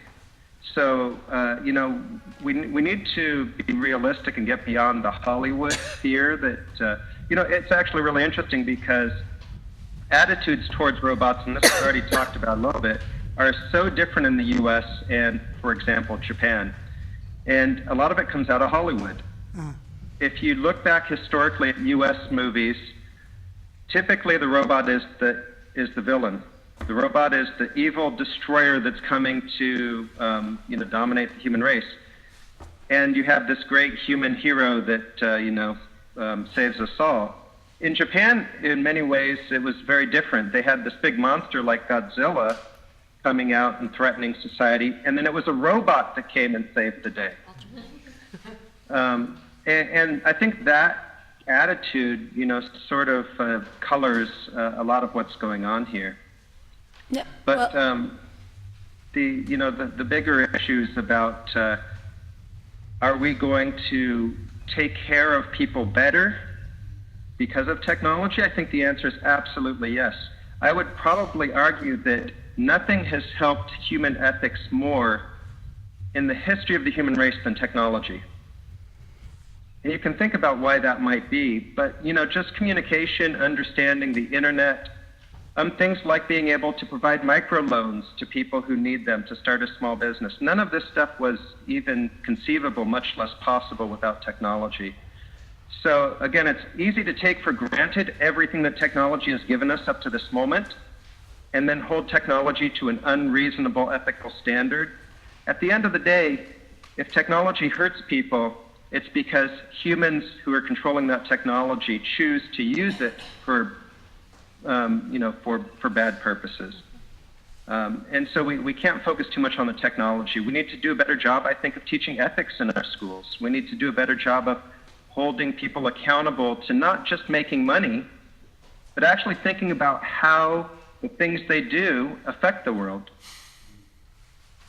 Liz, you wanted to... I just think all of what Daniel said is true, but there are specific examples where we've had human selection bias in the use of AI that's produced racist, sexist outcomes. And those things, have got to be, sort of stopped in their tracks. And I think that is a forward-thinking sort of something we educate and that we actively and proactively have to do. The other thing that I think is a major issue that I consider ethical is who has access to this technology. Is it just large corporations that are controlling a lot of our access to information, et cetera, or can we find ways in which this technology is also in the hands of smaller, medium-sized businesses, individuals, a more democratizing process, and that takes forethought and proactive efforts on our part.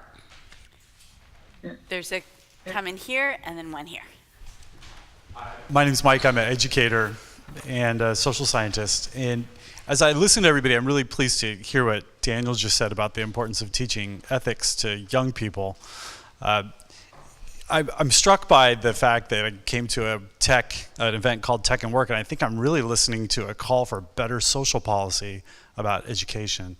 And I wonder if what we're really talking about in preparing young people is about preparing them to be the better citizens, sort of than the ones we currently have, and that we need to do a better job of thinking about how they can support each other in a world where maybe work is going to be a little more unpredictable.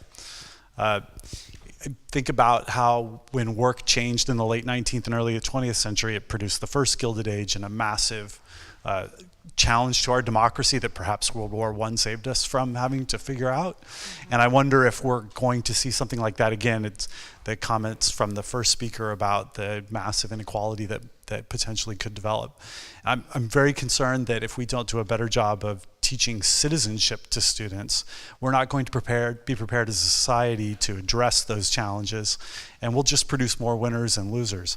I'm curious to what extent this is a conversation that people in the community that you folks work in are having, and kind of your own thoughts about the ethical responsibility of the people in that community to work hard on social policy that advocates for this kind of education, because as we've heard, Congress can't get past the election that's just in front of them. So let me address one that both of you talked about, is the ethics, especially around AI. So it's an area that we're very concerned about because I think people don't realize, as Daniel said, AI is primarily pattern matching, but it's based on rules that somebody writes. And so we were at a conference where they were talking about diversity in hiring, and a woman said, well, we had a problem, but we brought in this AI system, and now we have a much more diverse set of resumes that we get that fit essentially our model. But AI learns. It learns based on your responses. So if you have an AI-based system and you're looking at, well, we got resumes that we liked, it's going to continue to hone in on those And you're going to get an unnatural bias based on whoever is either writing that code or evaluating the outcome of that code. And so we have to be aware, and we have to get people to be aware that AI is not a solution. It's not a golden, all of a sudden everything's going to be right because we put AI in whatever product we put in. We have to be aware of the consequences of that technology. And I don't think we're educating people on that at all. Yeah, so here's the interesting thing. Sorry, go ahead. Go ahead, Daniel. Yeah, just quickly, I just wanted to mention, and from Liz's comment as well, one of the things that's interesting about the bias in certain programs is that you could say the technology is bad, and certainly where we see those type of problems, we need to correct them. I think an interesting point, though, of course, is that what we're seeing really is the fact that these problems are now clear to people, whereas before they were often hidden. Bias in hiring, prejudice, these type of things. These were problems that were not really open to public scrutiny as much as they are when you've got a piece of technology that's essentially amplifying the human bias that went in to create it. So we could say that technology is bad for doing that. I would actually argue that the technology is exactly the thing that's allowing us to address these issues, allowing us to see these issues. It's almost like a microscope that allows us to understand better the issues and then actually do something to resolve them. Yeah, I would totally agree with that. I mean, it's interesting as Kathleen was talking about this idea of superminds. One of the things that occurred to me was, and at this point it's like almost low tech, but Wikipedia. Oh yeah. Like when I think about Wikipedia, I mean, there are some I think who would call it one of like the greatest products of our civilization so far, because it's this enormous group of people coming together, millions and millions of people worldwide, just to promulgate knowledge. Yeah. Nobody's paid. Nobody really gets any kind of actual credit. I mean, you're sort of an anonymous contributor for the most part, right? But to the question being posed to us, though, I mean, it's a community with a code of ethics, right? Absolutely. Which is like, get it right. If it's wrong, fix it. And I mean, there are many. It's one of the best examples of collective intelligence out there, and that it is technology has enabled people all over the world to create this body of knowledge that they are doing for free. And by the way, I mean, just for what it's worth, it has also kicked the behinds of paid encyclopedias. Right? I mean, they have gone out of business basically for the in favor of the free version. Yep. The democratic free version. Yeah, no, absolutely. Well, and so as somebody who, like you, as a journalist who consults Wikipedia all the time, you realize it speeds the process. If I had to stop what I was doing every time I needed to know, like, where somebody went to school or when they published that book, and go to an encyclopedia and look it up, I'd get half of what I get accomplished, right? I can very quickly see when they wrote that book or who co-wrote it with them. I mean, and then I check out that person, and I mean, these are, for people who report the news, these are really, really important things. There's a comment up here.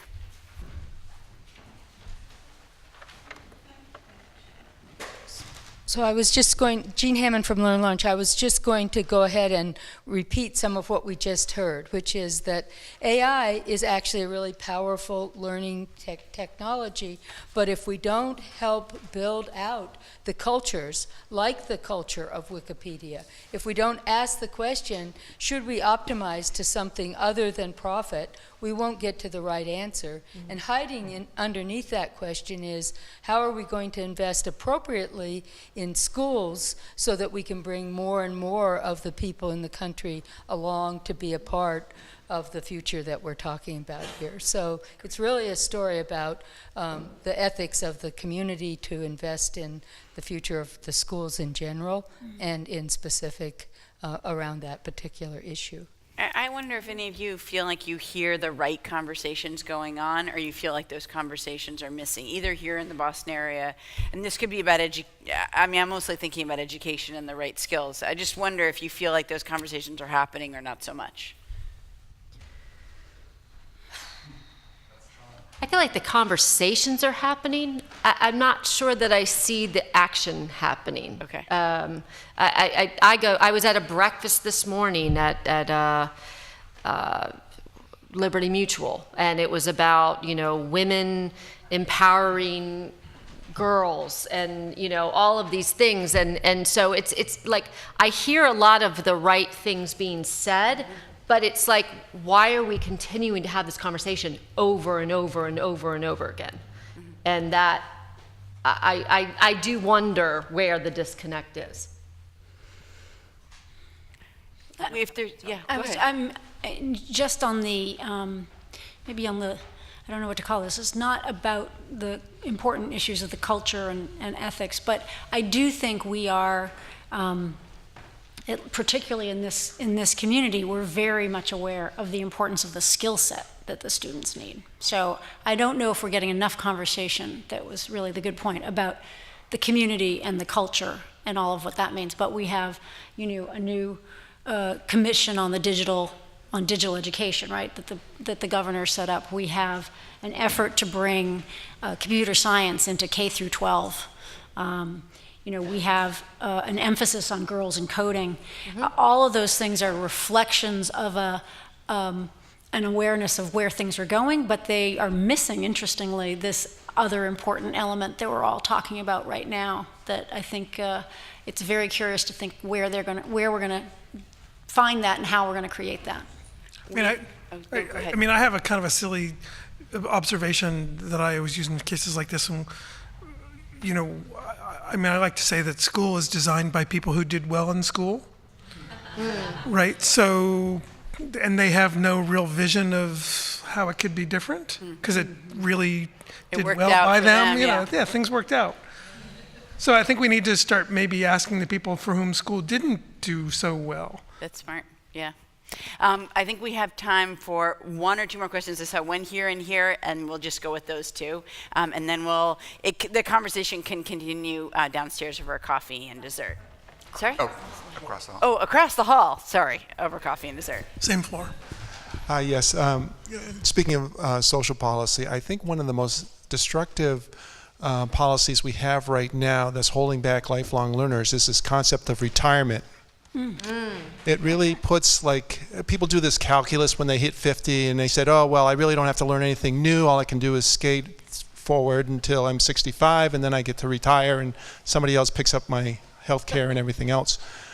I work with 70-year-olds that are pushing the envelope on high technology today, and they plan to work until they drop. And I think that in many cases, the defined benefits programs are disappearing. People are naturally going to think about, no, my work life doesn't end at some defined date, and I think that's actually healthy. Yeah, that's great. And the last one over here. It's like the redefining of life stages. At one point, teenagerhood was invented. It really wasn't a thing 200 years ago, but as lives got longer. So I just wanted to take it back a little bit. I think I personally, I'm a humanist first, and I think a technologist second. I'm very fortunate enough to work with certain companies that build some very promising technology. And I think I am worried, personally. I'm very worried. I'm not worried about 40, 60, 100 years from now. I'm worried about the next 20, 30 years because of the immediate problems that I spoke of earlier. But beyond that, I think it's very telling that these incredible leaders that we're in front of, that I think we're all very grateful to be in front of right now, did kind of remain silent when asked if this discussion is happening. And I've been fortunate enough to speak with some technology leaders myself and ask these things. And I agree that the conversation's not happening enough.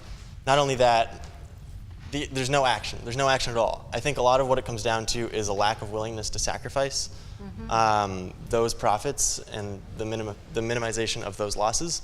Because really, the drivers of this technology is corporate America. I think we're very lucky to have academics in the room with us, and I think we're lucky to have academics working on this technology. But if that technology can't minimize losses and drive up profits, it's not going to have any legs, literal or metaphorical. I think that's really sad. I think it does come down to a human problem and a lack of willingness to sacrifice those profits. And I guess I'd be curious to hear from the panel how much you agree with that, and moreover, I think how much of that might be intrinsically tied to our capitalist society. And I think it's interesting hearing about the difference in perception of technology in all these different countries. And I think a lot of these countries that have more of a positive perception, they're not as capitalist as the US. They're Nordic countries, they're in many cases socialist, or it's China, which is a socialist republic. I think that difference is enormous, and I don't think it's one that should be lost on us. And I'd be curious to see or hear from the panel whether you agree with that, whether you think that fundamental form of governance is a factor there, and if we're able to get past some of this without repealing some of that capitalist policy that we have in place. Thank you very much. Thoughts? Yeah, I mean, yes. Yes. All agree? I mean, absolutely. I mean, you know, the classic area of varieties of capitalism, and we're at one extreme and the Scandinavians are at another, and it's all about the institutions. And I think where you're heading and what I would agree with is we're going to have to shift. Our institutions are going to have to shift. We just are, I think we're seeing all of these ramifications now, politically and otherwise, because we haven't done anything. And so the response, there will be a response. My feeling is we can't continue as we have in the last 30 years. And so it is about institutions, it's about figuring out how we rebuild them. Exactly how that's done, you know, it remains to be seen. But I agree with you, it's the here and now. It's not, you know, the future helps us, you know, makes us think it's down the road. It's right now, and people are suffering right now. Any other comments anybody want to? I just wanted to make one quick comment on that. You know, I think it kind of hits the fundamental issue, which is we're living in a world right now that is competitive. We don't have one big human family, you know, all together. We have a bunch of different countries all over the world all fighting for a piece of the pie. Yep. And as long as that remains the case, there's going to be incredible competitive pressure, which is what the human race has, you know, sort of dealt with from the very beginning, right? If your tribe isn't conquering, it's dying. So it's a big change, but we've got to figure out as a race how to get over that problem. And once we get over that problem, we can start to think about, you know, how do we, for instance, maybe throttle technology at a pace that allows us to adapt more effectively as a human race. But right now, the pace is going to be dizzying. But it's because, you know, here in the US, we talk about the Amazon effect. Somebody invents something, and it threatens to put everybody else out of business unless you can figure out how to continue to compete. If China or Germany or Japan figures out how to invent something that you know, can produce goods and services better and faster and cheaper than we can, we're going to be in big trouble. You know, the U.S. is going to have a really hard time staying in business. So this is sort of the fundamental issue, and there are no answers that are you know, easy. But you know, until we sort of figure out how to unite humanity around the world, we're going to continue to have this fighting for scarce resources problem.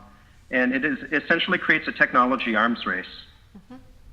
I guess, you know, Daniel, I mean, I guess I would ask you the question. I mean, do you think places with stronger social safety nets are better situated to be successful in this, you know, in the next 30 years because of their attitudes about this stuff? Yeah, well, I think that remains to be seen, but certainly early indications are that there's a much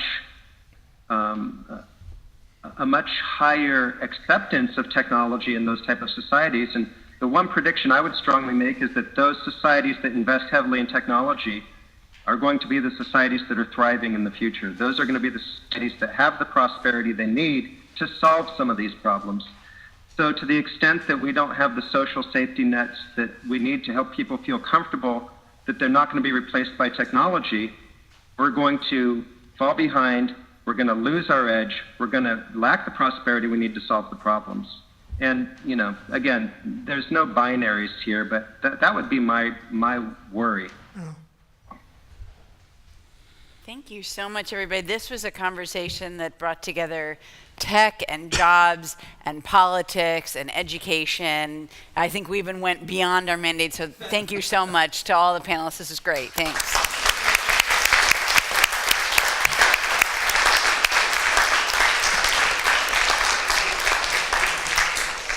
And thanks to Rocky Hill, thanks to Bostonian Society, and if you want to continue this conversation, across the hall, coffee and dessert.